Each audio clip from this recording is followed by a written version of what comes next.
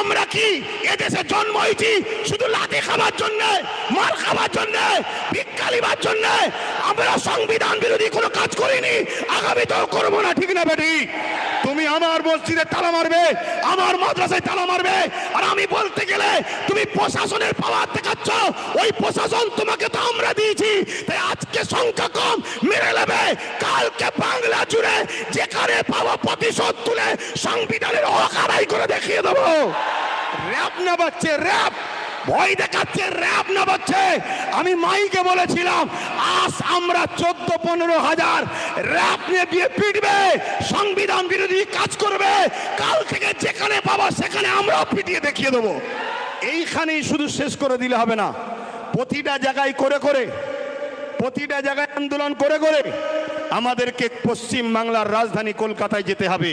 প্রয়োজন হলে আমরা ব্রিগেড যাব। আপনারা প্রস্তুত আছেন? হাত তুলে বলেন প্রস্তুত আছেন? প্রস্তুত আছেন? হাত নামান। ওই কে কে আসবে প্রশ্ন করবেন না, কে কে আসবে প্রশ্ন করবেন না। আমি একা থাকবো, সঙ্গে আওলাদে আল্লামা থাকলে অসুবিধা আছে আপনাদের? হাত তুলে বলেন অসুবিধা আছে?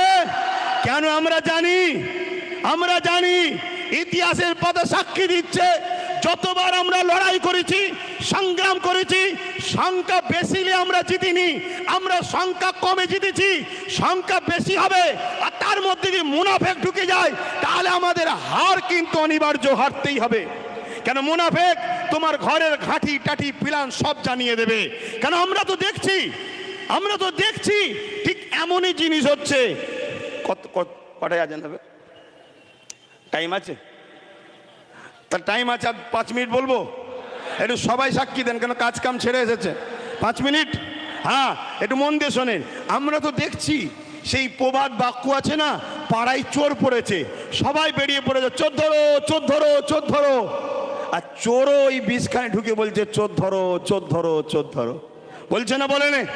আরে কলকাতায় ভিআইপি ভিআইপি জায়গা ওয়াকাফের রাজ্য সরকারের আজকে আমলা বলেন, নেতা লিডার বলেন, তারা সব দখল করে বসে আছে।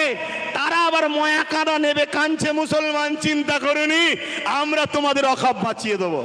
আচ্ছা বলুন, এটা কি ধোঁকা নয়? কথা বলেন, ধোঁকা না? ধোঁকা নয়। কেন? আমরা নাম ধরে বলতে পারি, কালীঘাটে টিপু সুলতানের সন্তানের মাজার রয়েছে, তার কবরের ওপরে দোকান হয়ে গেছে, ওটা ওয়াকাফের জায়গা।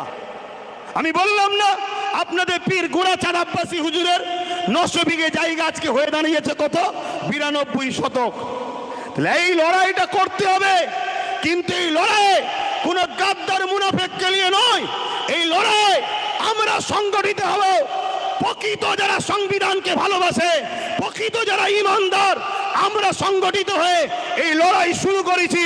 ইনশাআল্লাহ এই লড়াইয়ের শেষ ইনশাআল্লাহ আমরা করেই দেখাবো। বলুন ইনশাআল্লাহ। আরেকটা ছোট্ট নমুনা দিয়ে যাচ্ছি। এই নদী পার হলেই উপারে চুচুড়ায় একটা মসজিদ আছে, মাদ্রাসা আছে, 1000 বছরের, যার আজকের বাজার 10-20 হাজার কোটি টাকা। সেই সম্পদে তালা মেরে দিয়েছিল আজকের যিনি সরকার রয়েছে কেন্দ্রে, এই রাজ্যে তালা মেরে দিয়েছিল। অনেকে আন্দোলন করেছে, খুলতে পারে না। অনেকে আন্দোলন করেছে, খুলতে পারে না। মাত্র 12 থেকে 15 হাজার যুবক নিয়ে আহলে সুন্নাত ওয়াল জামাত আন্দোলন করেছিল।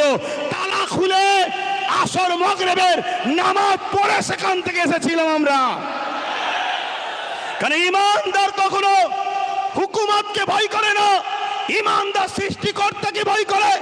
ইমানদার বোমকে ভয় করে না, কামানকে ভয় করে না, বন্দুককে ভয় করে না, শাসকের রক্তচক্ষুকে ভয় করে না। ইমানদারের হৃদয়ে আল্লাহর ভয় রয়েছে।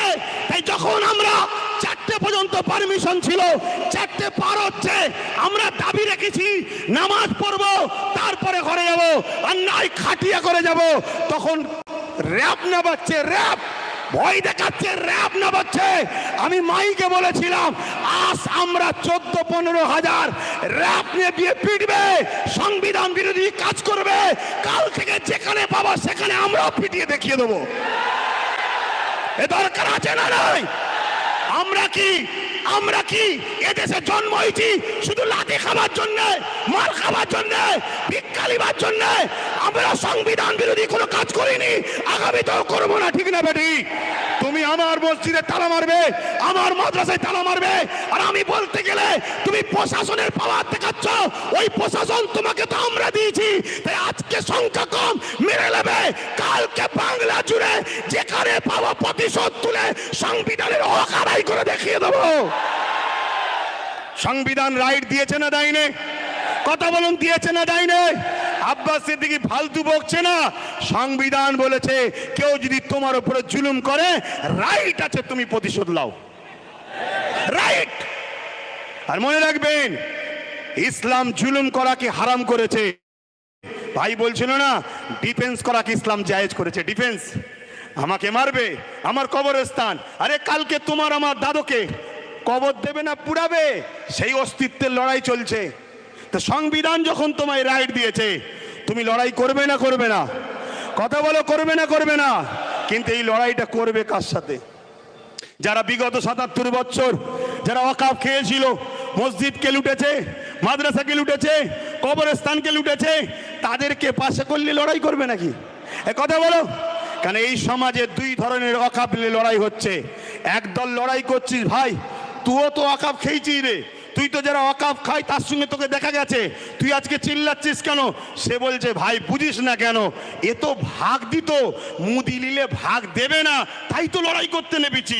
মুদি যদি ভাগ দেবে বলে, এ কিসের লড়াই আবার? কথা বুঝছেন না, বোঝেন না? আর এক দল লোক লড়াই করছে, আলহামদুলিল্লাহ, আল্লাহকে সাক্ষী রেখে বলছি, লড়াই করছি আমার ইমানের অস্তিত্ব, আমার দিনের অস্তিত্ব, আমার সংবিধানের উপরে কেন্দ্র সরকার হাত দিয়েছে, তাই ইমানের দায়িত্বে লড়াই করছি। তো ভাইরা আমার, তাই বলবো লড়াই করতে হবে। তাহলে এই ডাক আগামী দিন ঘুরতে ঘুরতে বাংলার অলিতে গলিতে আমি দেখছি ভাইরা যদি চান, আপনারা যদি চান, আগামী দিন বাংলা রাজধানী ব্রিগেড হবে, রাজি আছেন তো নাকি? রাজি আছেন তো নাকি? হাত নামান। ধোকা দেবেন না তো? ধোকা দেবেন না তো? কেন ধোকা অনেকে দিয়েছিল বলে মন খারাপ করে চুপ করেছিলাম। ভাই অনেক বুঝিয়েছে, দুজন দিয়েছে বলে 500 জনকে আপনি কষ্ট দিচ্ছেন কেন? কথা ঠিকই, কিন্তু যার দিল ভাঙে সে কষ্টটা সে বোঝে। কিন্তু আজ আবার আপনাদের স্বার্থে, আপনাদের স্বার্থে, দেশের স্বার্থে, নিজের অস্তিত্ব, নিজের ধর্মীয় স্বাধীনতার অস্তিত্বের স্বার্থে আমি আবার নেমেছি, ধোকা যেন না হয়। মনে রাখবেন, আর একটা বিষয় বলে যাই, আপনারা তো ওয়াকফ নিয়ে তো সব শুনলেন, সবাই বক্তব্য দিল, আর একটা কথা শুনবেন না? মাদ্রাসা ধ্বংসের মুখে, জানেন? মাদ্রাসা ধ্বংসের মুখে জানেন? গত বছর দায়িত্ব নিয়েছে রাজ্য সরকার, তার আগে পর্যন্ত মাদ্রাসা পরীক্ষায় একটা সিলেবাসে যে নম্বর হবে মার্কশিটের, তাতে একটা কোরআনের বলে পাঠ থাকতো, অর্থাৎ কোরআনে কত নম্বর পেয়েছে। এই বছর থেকে সেটাকে পাওয়া যাচ্ছে, মার্কশিট ছেড়েছে, তার মধ্যে কোরআন কথাটাকেই তুলে দিয়েছে। যে বলেছিল কোরআন শেষ হয়ে যাবে, আজকে কোরআনটাকেই তুলে দিয়েছে। কথা শুনছেন না শোনেননি? আপনাদেরকে এই কথা শুনে কষ্ট হচ্ছে নাকি? অনেকে ভাবছে এই সময়ে মোদিকে বিরুদ্ধে লড়তে গেলে দিদিকে তো দরকার। আরে শুনুন শুনুন, ডাকাত ধরতে গেলে চোর সাথে লিয়া দরকার নেই, ডাকাত চোর দুটো একই ক্যাটাগরির রাস্তার লোক। এই ভুল বলছি নাকি?